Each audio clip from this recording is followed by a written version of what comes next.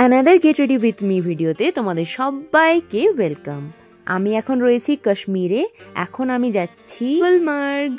এর জন্য আমি ভেতরে 2-3টে ওয়ার্মার পরেছি, তারপর একটা টপ আর নিচে একটা লং স্কার্ট আর সঙ্গে একটা ফ্রেঞ্চ কোট। আমার আজকের পুরো আউটফিটটাই আমি ম্যাক্স থেকে কিনেছি, লিংক লাগলে কমেন্টে জানিও। মুখে একগুচ্ছের ময়শ্চারাইজার মেখে আমি মাখলাম ফিটমির ফাউন্ডেশন, তারপর মার্সের মেকআপ সেট স্প্রেটা দিয়ে মুখটাকে ভালো করে সেট করে নিয়ে অনেক ব্লাশ লাগালাম। দিন আমারও কিন্তু ব্লাশ ব্লাইন্ডনেস হয়ে যাচ্ছে।